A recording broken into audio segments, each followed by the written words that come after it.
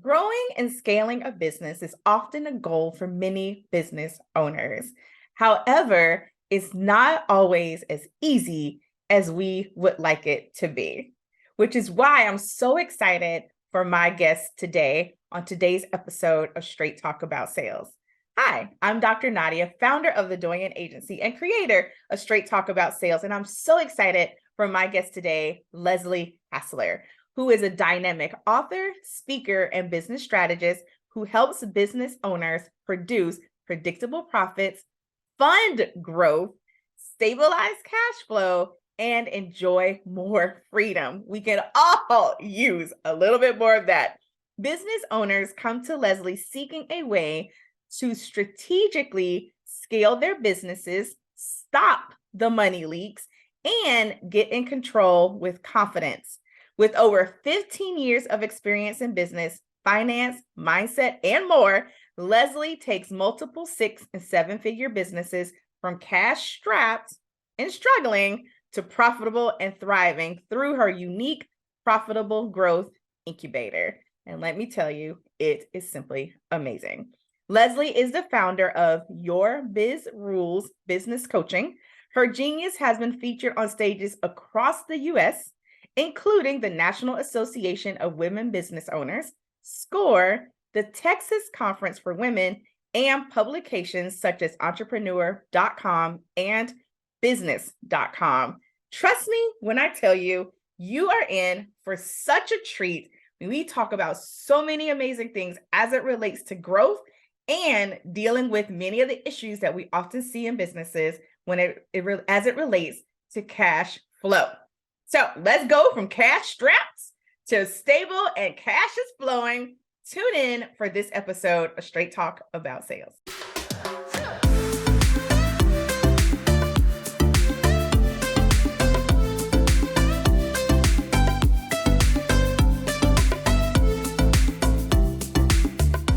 Hello and welcome to another episode of Straight Talk About Sales. I am so excited to have with me today Leslie Hassler. Welcome, Leslie. Howdy. Welcome. Glad to be here. Oh my gosh. So Leslie and I have known each other for many, many years, and I've read her book, First This, Then That, actually several years ago. And I've always known, I told Leslie before we started recording that I've wanted to talk to her about a particular chapter because it's just so juicy. So we're going to dive in. But before we do, Leslie, I would just like for you to share a little bit more about how did you get to the work that you do now? What led you here? I always say that what led me here was a conversation with God. Mm. So this is, or rather, years of conversation with God. It wasn't just one conversation. It was about 2 years long. This is my second business. My first business, I likened this to being the school of hard knocks. I got an MBA from this school. I failed some subjects more than once, and at the end, my first business, we started out well, we crashed hard, struggled for a couple of years, built it back tremendously and successfully, so much so I got a global business award for fastest turnaround company. Wow. And I will tell you, you think that would have solved all my problems, but I hated my business. I had clients, I had money, I had team, and I hated going to work on Monday. And so I really kind of sat around asking God, okay, God, if it's not this, then what? What is it that I love? What is it that I thrive off of? What impact do I want to have? If I don't like this, then what do I want? And it was really a lot of soul searching that brought me into Your Biz Rules. And Your Biz Rules is now 10 years old. So I like Congratulations. That's a huge milestone. I know we're really excited about that. But we're working on our 10th year. And this is my playground. This is everything that I ever went through in my life brought me to here. Mm-hmm. And this business feeds my soul in a way that the first didn't. So I learned a lot. Now, if I had a do-over, I would totally do it differently in that first business. Yeah. But we live and we learn. And that's part of the growth evolution, part of what it's like to be an entrepreneur. Totally. I have a mentor that often says, we go through what we go through to help others go through what we went through. Yeah. So, I know you're leveraging all the lessons you've learned to help your clients not make those mistakes. And so we thank you for going first. So happy that I could do that for you. Because you did it and you survived. You're still here. Definitely survive. Oh my goodness. So let's just talk about the book. So, chapter 4, if you all have not read this book, I encourage you to go grab it because it's amazing. But chapter 4 is titled Growth is a Fickle Mistress. And I remember when I first saw that, I was like, because everyone is talking about growth and the importance of growth, and you should always be working to grow. Yeah. And I had never heard anyone tell me about the fickleness of growth, especially where my business was several years ago when I first picked this up. And so I'm just going to read a little bit, Leslie, because you're going to have to help us with this. Yeah. One of the things that you say is growing your business seems like a natural first goal for any business. I would agree with that as a worthy goal, just maybe not your first goal. And I think this next part is probably even more controversial because you say getting clients might seem like a worthy first goal for any business. I would agree that it is a worthy goal, just maybe not the first goal. So understand why you're saying that these may not be our best first goals. So, growth and scalability. I mean, this is the work that we do and the work that we do with our clients. And the reason why I think we get a little misguided, which is why I'm saying those are worthy goals, but perhaps not the first goal, is that for most business owners, I will say we would consider ourselves accidental entrepreneurs. Yeah. I will tell you, I was an accidental entrepreneur in my first business. Definitely found out on Wednesday that Friday would be my last day at my job and opened up a business on Monday. You're like, Not okay. a whole lot of stinking planning going on. Right. Now, I also will preface, I don't think you need to be perfect to get started. It's just that sometimes we skip over some really fundamental steps that would make the journey so much easier. Yes. If we took the time. Yeah. Or if it's a patience issue or a time issue, it just is an awareness issue. Like people don't know.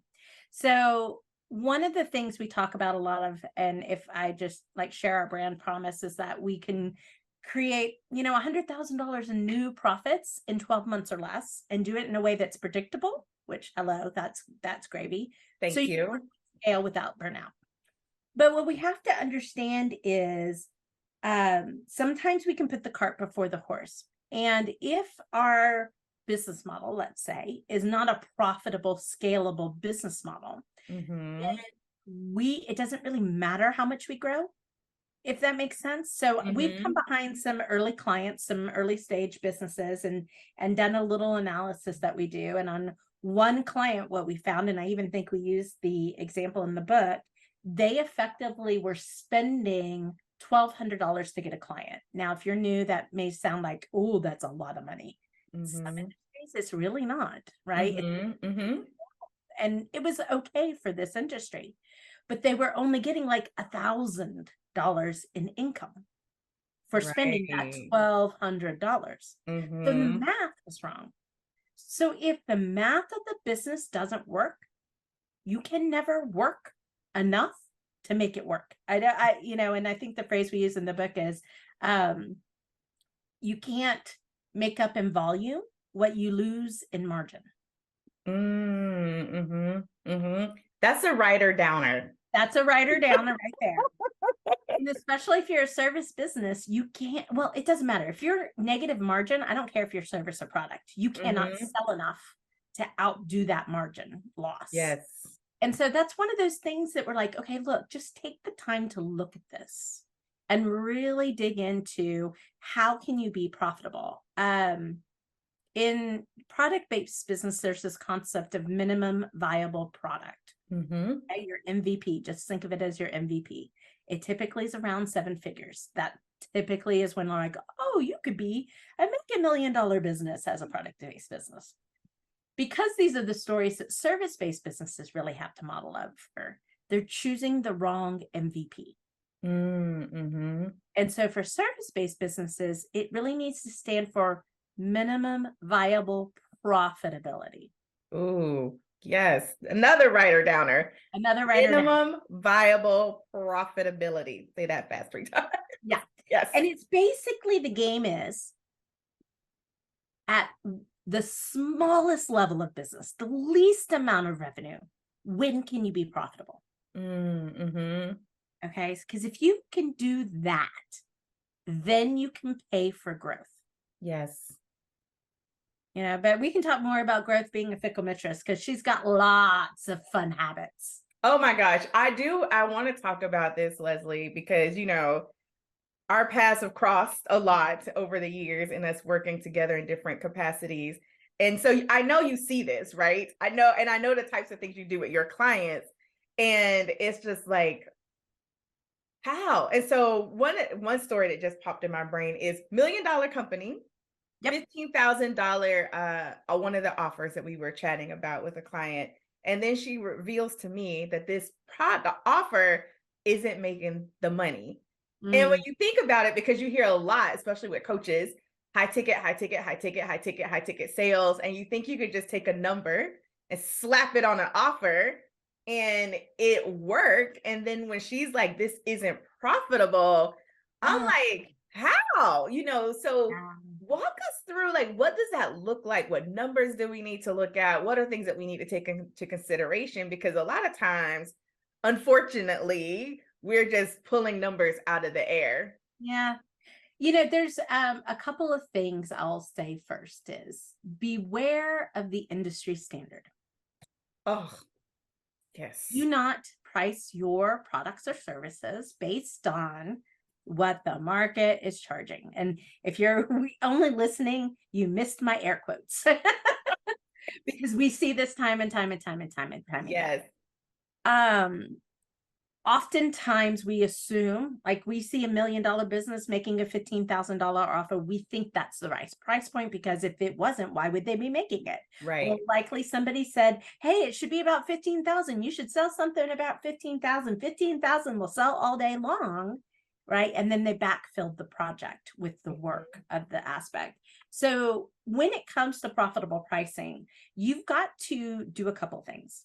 One is you need to be pricing for the business you want to have, not the business you currently have. Mm-hmm. Right. And we're even doing this for the product-based business that we're working with right now is we re-engineered the pricing out the wazoo because it wasn't profitable for them. Now they have a unique USP, they've got a unique product, all this stuff. But the pricing that we determined was based on the business that we want to be having at capacity, not the business we currently have. So good. Right? Because if you're not generating profit, you're never going to get that future business. Period. Never. So you need to, have a budget. I know that's really scary. We help people do that too. But see, Leslie, you using all this profanity on the show today. Did you just say the B word? Budget? No.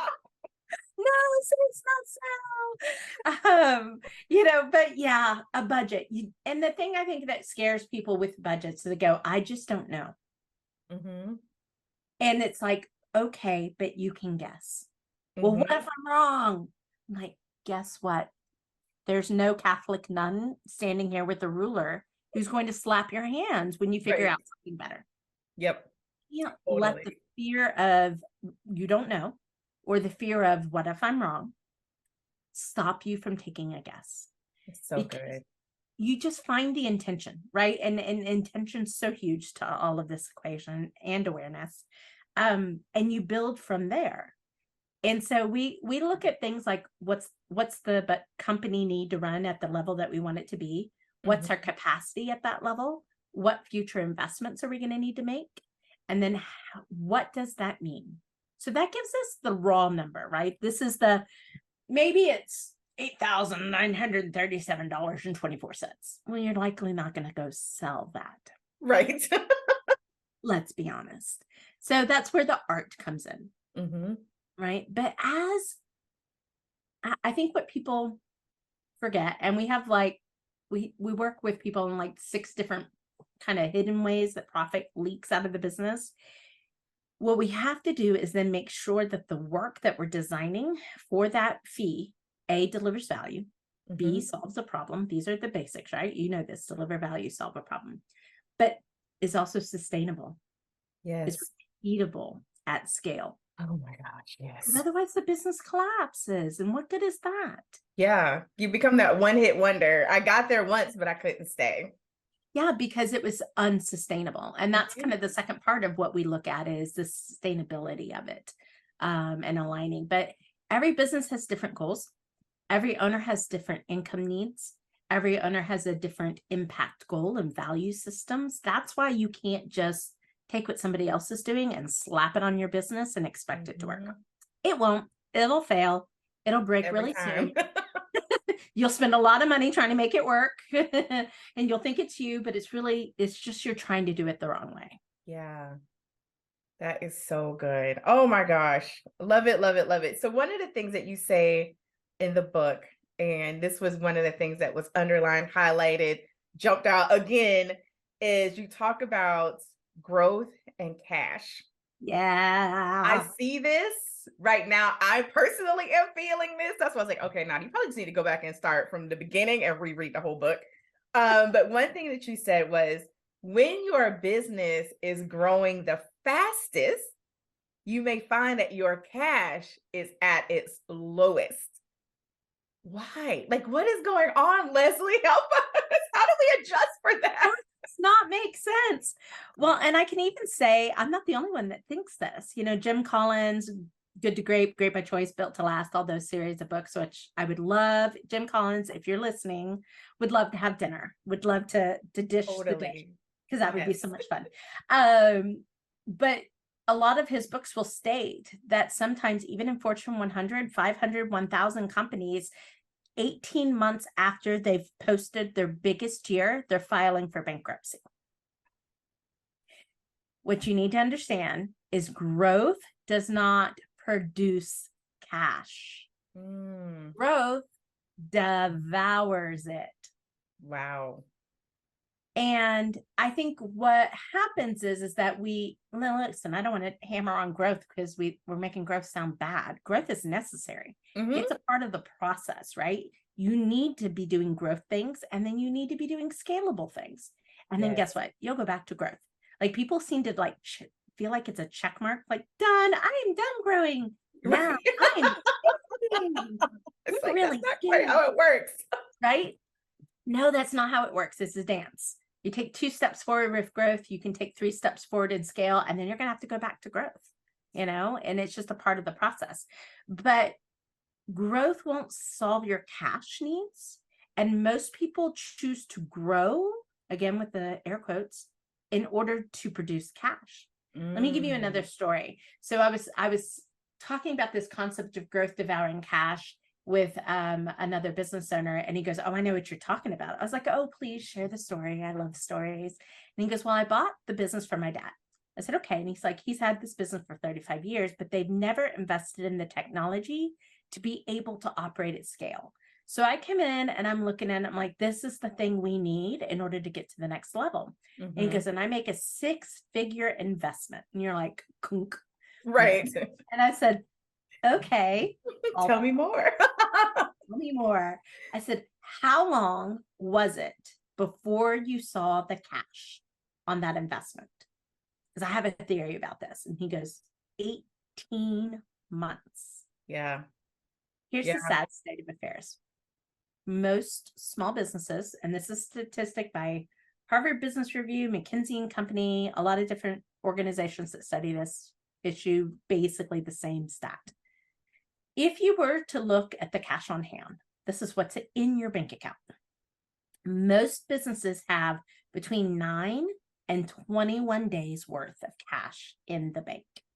Wow. If you invest that into growth, do you have 18 months to wait for cash? You don't, do you? You know, and a lot of times people are like, how am I even supposed to know how many days? And I was like, here's what it looks like. Especially if you have a team and you worry about paying payroll at the end of the month. Yet when you get there, you're always just able to do it. You don't know how you're going to do it next month. And at the end of next month, you're able to do it. But again, same cycle. You definitely are in that 9 to 21 day. You don't have enough cash on hand. Don't have enough cash on hand. Now, nobody tells you this when you're doing business. And it's one of the first things we like to put into play. And it's why, in order to get people growing and scaling, we always work on the money first. Yes. Because I know what's going to happen if you're in growth, and I know that's what you need. I know we got to make some money first, some cash, in order to fund the growth so the business doesn't capsize underneath it. Yes. That is so, so good. Honestly, we could just drop the mic and end right here, but I have more questions. Yeah, girlfriend. Well, along what you were just sharing, one of the things you say in the book is growth is not a rocket. It is a spiral staircase. And I could see, just going up, because there's always these adjustments we need to make. And like you talk about cash, and I again, I've seen it, whether it's for myself personally or even in supporting my clients. And it's funny you say that. I remember having a client, and at the time, I was too in my own feelings to get it. Yeah. But she was having her fastest growth. We were bringing in cash like you would not believe, Leslie. And then it was like almost on the heels of saying, we just had our record month, blah, let's celebrate. It was, I need to start cutting hours and this and that and letting people go because there's a problem. And everyone was like, what do you mean? And so, but now talking to you is like, oh, that makes sense, because we were growing so fast. Yeah. And, having to make all these different investments and adjustments to really support that growth. It's like, crap. So one of the things, since we're talking about cash, that you talked about in the book was the Prince Charming plan. Let's talk about the Prince Charming plan, because you already laid out the cash issue. I think a lot of people, whether they want to admit it or not, they definitely don't, necessarily have 18 months. Even if they have more than 21 days, 18 months is definitely a lofty goal.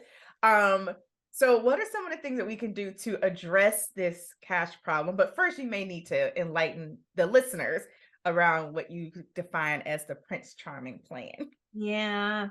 The Prince Charming plan, or the Savior plan, is basically when you believe that all you need is one person to believe in you, one person to see the good work that you're doing and give you the money to make it happen.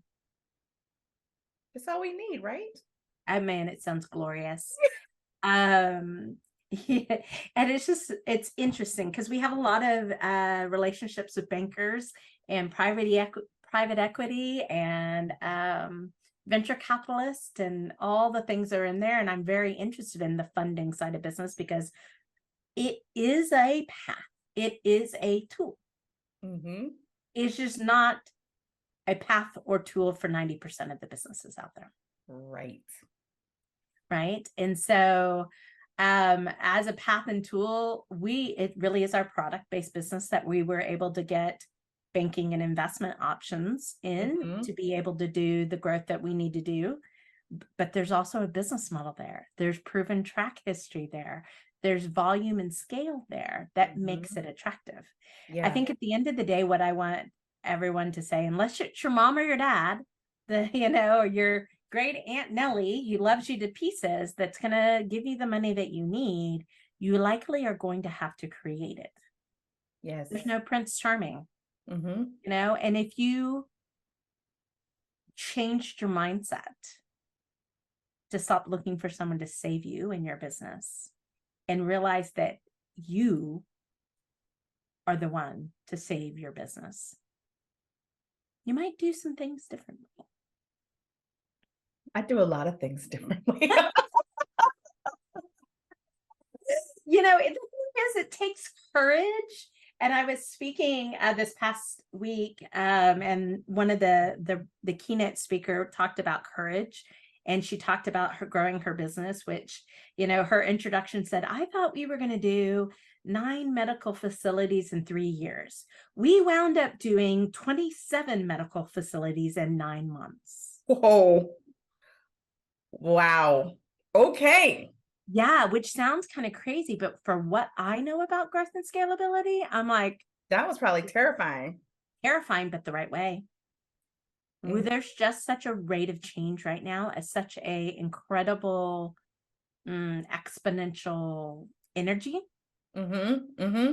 If you can embrace it, if you can get over being safe, right? Because let's be honest, girl, I'm like, here's another one. I'm like, girlfriend, business is the wild, wild west. Constantly. Constantly. And if you're trying to be safe, it's Mm-hmm. likely not the place to be, Yeah. because safe doesn't grow. It doesn't. I've seen people starve their businesses into anorexia Yeah. Mm-hmm. because they're playing it safe, you know? Absolutely. And it's like, it depends on what your goal is.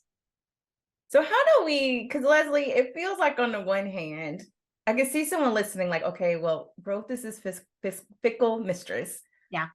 and we need to definitely approach it one way. But then you're saying, if I make an investment, I need to have cash to be able to wait for that return on that investment.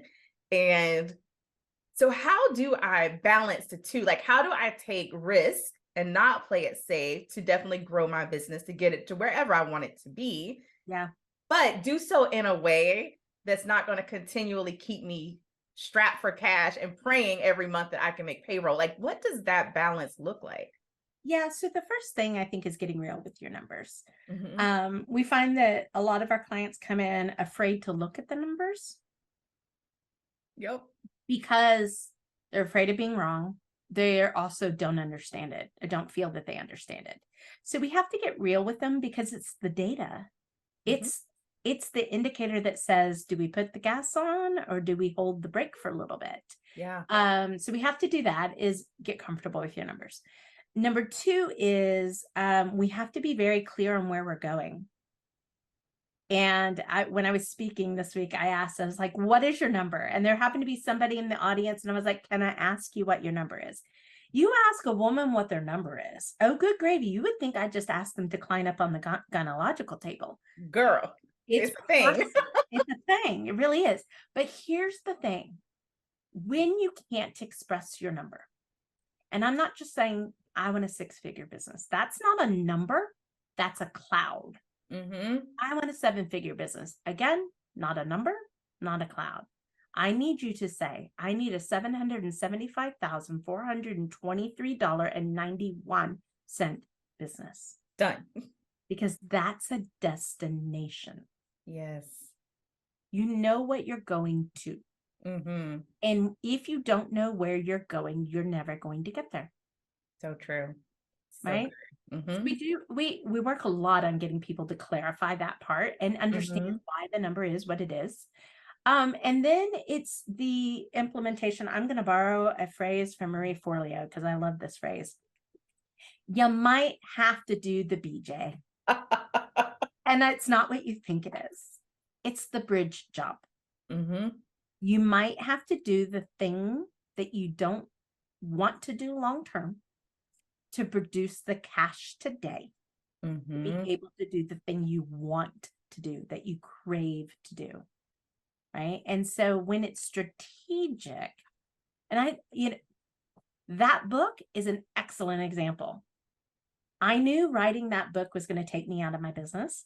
So I took a job that I did not want to be doing forever. I knew I wouldn't love, but I knew I could be good at, Mm-hmm. because it brought in the income that paid for the time for me to write that book. Yes.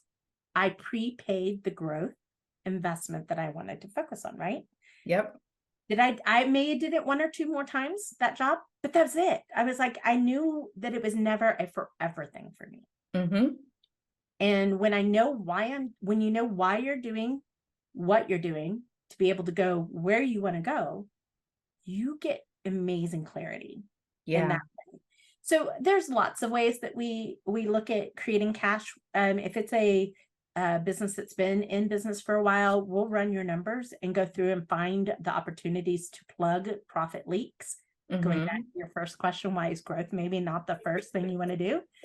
Because if your bucket's so leaky, Mm. everything that comes in goes right on out. Mm-hmm. Growth is not what you should be doing. Mm-hmm. Fix the leaks, Yes. because you need less. You don't need more, you need less, and you keep more. So I don't know. It's just, it again, when we were talking about this chapter, I was like, I'm going to go against everything everyone says out there to make growth all sexy. But truth, if you knew this, you could execute growth in a whole stinking new way. You really could. You were one of the first people that I'd actually heard. I remember when we were working on a project together, and you mentioned that part of the reason why I'm doing this and I don't plan to do this particular project again is because I am preparing for some shifts in the business, right? And we didn't go into the details of what those shifts were, but I was like, oh my gosh, that's so stinking brilliant, right? Like it was just like, because there are those moments when you feel like you're always trying to play catch up because you're making these shifts and you're doing these things, but you never pause long enough to, like you said, to fund the growth that you know you want to make. Yeah. And it was that lesson, even from you in that moment of, okay, Nadia, you need to carve out those times in your business to pause and to prepare for where it is you want to go and stop always trying to do it in the midst of. I'm always in the midst of it trying to do it. And it's so stinking stressful. And I Yeah. was like, I don't want to live my life like this any longer. No. When you work on tomorrow's business today, you Mm. will always feel like a firefighter. Mm-hmm. When you work on next year's business today, you're the one in charge. You're the king or queen of the castle. And it's a Mm-hmm. totally different experience to be Yeah. in that mode of thinking. But you have to be willing to let go of the firefighting. Too many people find their value in the firefight, Mm. Mm-hmm. you know? Yes. It's true. And it's true. And again, I don't think it's as sexy for a many and a lot of, because I don't hear a lot of coaches teaching what you teach and in the way that you teach it. So a lot of times you hear that they're always telling you to do the BJ, but in the midst of not being prepared, and it's Mm, always this constant crazy. So yeah, you're going to take this jump and make this investment, but is now the best time to do that? Have they looked at all the other factors? And if you're constantly just trying to create cash to pay for the last investment you made, you're never really in a position, in my opinion, to prepare for where it is you really want to go. And yeah. so again, you don't really hear that teaching out there, which is one of the many reasons why I was like, I have to interview Leslie because this is just so good. And I really hope people take it to heart because now you can really lead a business and have your business work for you and not constantly feel like you're on that hamster wheel inside your business. Well, we're pretty aware that we're pretty unique in that, because we tend to affix a lot of things in a business after some other consultants and things like that. And I think at the end of the day, it's not that the coaching world is wrong. It's just that we were coming out of an age of formulas Mm-hmm. and gurus, and we lost, which our company has not lost, by the way, is Mm-hmm. the ability to individualize, problem solve, critical think, and align the strategies, actions, and goals to the business owner, to the individual business owner. I mean, that's Absolutely. why our company is Your Biz Rules, not My Biz Rules. Absolutely. It's always funny when people go, yeah, you're with My Biz Rules. And I was like, oh, you really like my company then. Totally. Good to know we're doing a good job. But if you look at it in these ways and it says, okay, that sounds really hard, that you're going to have to change everything, that you're going to have to change the nature of cash in your business from being something you chase to Mm-hmm. something you cultivate so Right. that you can reinvest and reharvest.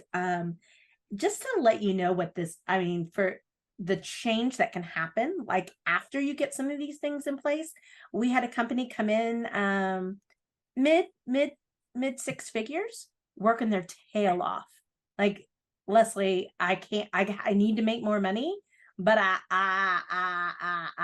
Right. I can't afford to hire people. I don't have any more time to work. I'm dying. And that's typically what happens around that number, by the way. That's a very normal thing to happen. It means that your business model won't scale past that number. Mm-hmm. All right.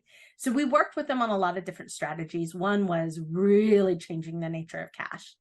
In 9 months, we took our top line and made it her bottom line. Like what she took home quadrupled. Oh my gosh. Yes. And she paid for taxes. And she brought in more team. And right. And that's the thing we love is we like to say it's not about or. We don't want you to have to choose between this or that. We want to make as many ands possible. We want you to pay yourself and be able to invest in your growth and hire quality people.